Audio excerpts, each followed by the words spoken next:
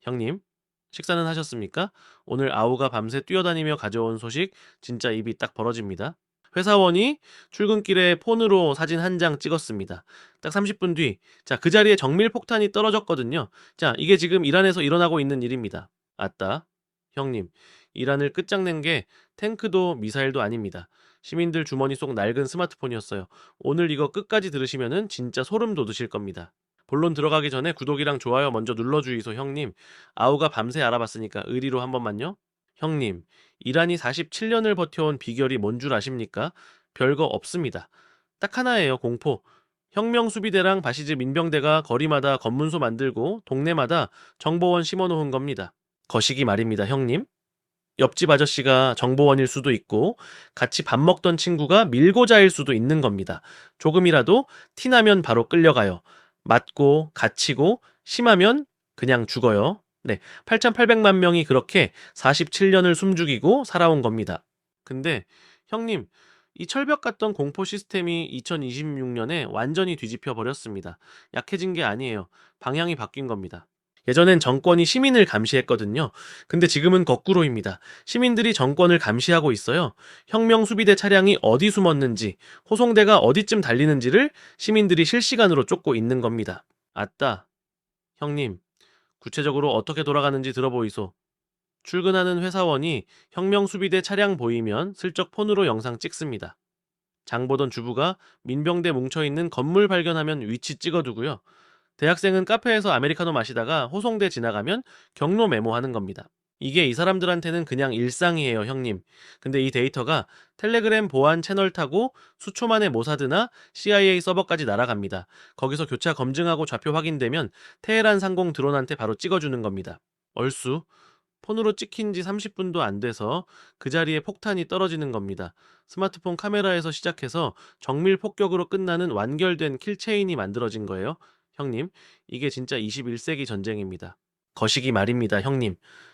2차 대전 때 프랑스 레지스탕스가 수십 명이서 목숨 걸고 정보 하나 빼돌리는데 몇 주가 걸렸습니다. 지금은 그게 8,700만 명 규모로 벌어지고 있는 거예요. 나라 전체가 걸어다니는 감시 카메라가 된 겁니다. 자, 형님, 이 네트워크가 진짜 무서운 이유가 따로 있습니다. 리더가 없어요. 누가 시킨 것도 아니고 조직도도 없고 명령 내리는 사람도 없습니다. 8,800만 명이 그냥 각자 알아서 하고 있는 겁니다. 아따, 형님, 예전엔 주동자 잡으면 끝이었거든요. 근데 지금은 잡을 꼬리가 애초에 없습니다. 한 명 끌고 가봤자 나머지 수백만 명은 아무 상관없이 계속 찍고 있는 겁니다. 8,800만 명을 통째로 감옥에 넣지 않는 한 절대 안 끊깁니다. 자, 형님. 그럼 시민들이 찍기만 하면은 폭탄이 날아오는 게 어떻게 가능하냐고요? 하늘이 뚫려 있으니까 가능한 겁니다. 얼쑤. 2026년 2월 28일 전쟁 시작되자마자 미국이랑 이스라엘 연합군이 에픽 퓨리 작전을 개시했습니다. 이란 전역 전략 목표물 7,800개 이상을 그냥 싹 다 밀어버린 겁니다. 거시기 말입니다, 형님. 혁명수비대 지휘부, 레이더망, 방공체계, 미사일 기지까지 이란이 수십 년 공들여 쌓은 방어체계가 단 며칠 만에 90.95% 증발해버렸어요. 이란의 하늘이 텅 빈 고속도로가 돼버린 겁니다. 대당 2,800만 원짜리 가미카제 자폭 드론이 테헤란 상공에서 몇 시간씩 빙빙 돌면서 목표물을 찾아다니기 시작했습니다. 시민 정보망이랑 이 드론이 결합되면서 전쟁 교과서에 없는 일이 벌어지기 시작한 겁니다. 아따, 형님, 시민이 민병대 위치에 올리면 드론이 날아갑니다. 근데 바로 내려꽂는 게 아니에요. 카메라로 아래를 훑으면서 민간인이 빠질 때까지 기다립니다.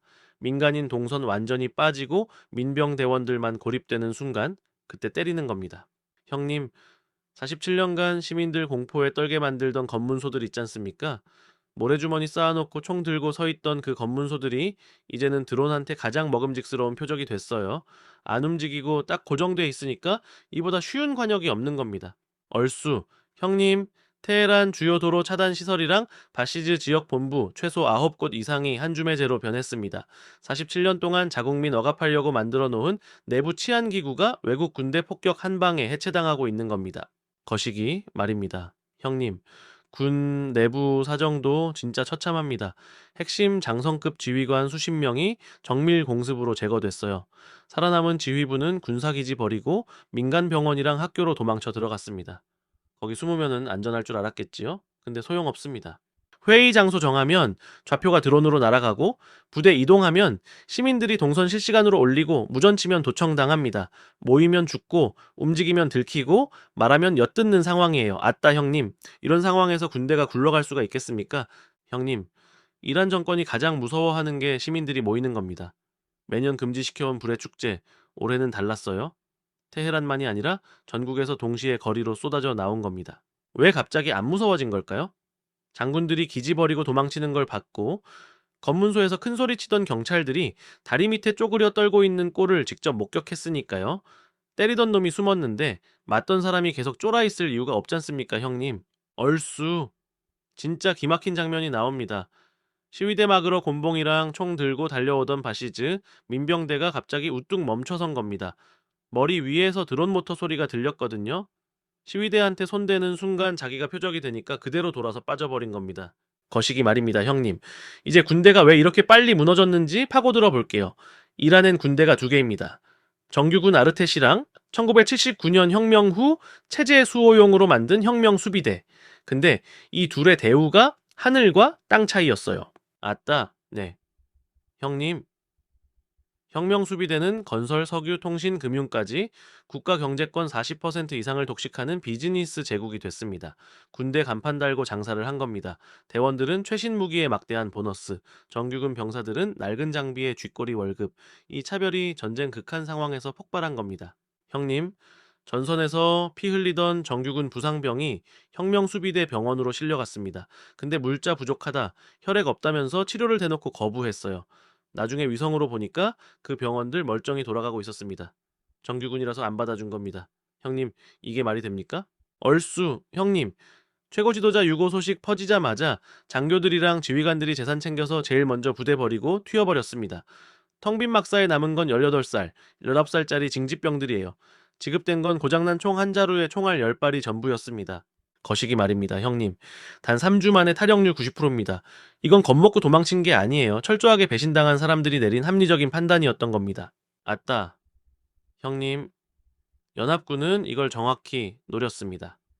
2026년 3월 11일 이란군인 전체 급여랑 연금 관리하는 세파은행 데이터 센터가 정밀 공습으로 통째로 날아갔어요.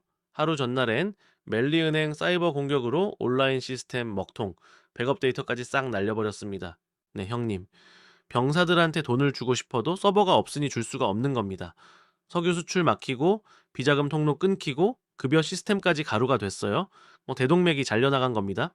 얼쑤, 맨 꼭대기 사람들은 뭘 했겠냐고요? 나라 살리려고 발버둥 쳤을까요? 아닙니다, 형님. 도망칠 준비를 하고 있었어요. 남은 자금 긁어 모아서 마지막 협상패인 핵심 미사일 부대에만 몰아넣고 나머지는 전부 잘라냈습니다. 거시기 말입니다, 형님. 체제 엘리트들은 유령 회사 만들고 암호화폐 돌리고 제3국 루트 총동원해서 재산을 해외로 빼돌리기 시작했습니다. 두바이, 터키, 말레이시아 페이퍼 컴퍼니로 돈이 줄줄 새고 있어요. 나라가 불타는 와중에 금고문을 따고 있었던 겁니다. 아따, 형님. 병사가 총 버리고 튀는 건 눈에 보입니다. 근데 지도부가 나라 돈 통째로 해외에 숨기는 건 안 보입니다. 물리적 탈영이랑 자본의 탈영이 동시에 터져버린 겁니다. 형님, 앞으로 두 가지 시나리오가 있습니다. 첫 번째, 굶주리고 배신당한 병사들이 총구를 돌리는 겁니다. 이미 진압하러 나갔던 경찰이 현장에서 시민 대열에 합류해버린 일이 실제로 벌어지고 있어요. 이게 군대 전체로 번지면 정권은 외부 폭격전에 안에서부터 무너집니다. 얼쑤. 형님, 두 번째 시나리오. 잔존 세력이 수도 일부만 요새화하고 버티면서 전 세계를 상대로 물귀신 작전을 펼치는 겁니다. 3월 한 달만 상선 공격이 20건 이상, 태국 화물선 피격, 인도 선원 사망. 내가 죽을 판인데, 자, 세상도 무사할 줄 아냐는 식이에요. 거시기 말입니다, 형님. 연합군은 마지막 카드를 꺼내 들었습니다. 에이센 워트호그 지상 공격기를 호르무즈 해협 일대에 실전 배치한 겁니다. 분당 수천 발을 쏟아붓는 이 항공기가 이란 하늘에 떠 있는데 이란은 올려 쏠 대공 미사일이 없어요? 도심은 드론이 골목골목 파고들고 외곽은 A-10이 쓸어버리는 구조가 완성된 겁니다. 아따 형님, 47년간 총칼로 국민을 짓밟던 독재의 심장을 멈춰 세운 건 거대한 군대가 아니었습니다. 낡은 스마트폰과 군복을 쓰레기통에 던진 19살 징집병이었어요. 아무리 막강한 군대를 가진 정권이라도 국민의 마음을 잃고 돈줄이 끊기면 모래성보다 허무하게 무너진다는 겁니다. 오늘 아우가 드린 보고 도움이 되셨습니까? 형님들, 댓글로 궁금한 거 남겨주이소. 아우가 또 밤새워서 파헤쳐 오겠습니다. 구독과 좋아요는 의리로 눌러주이소.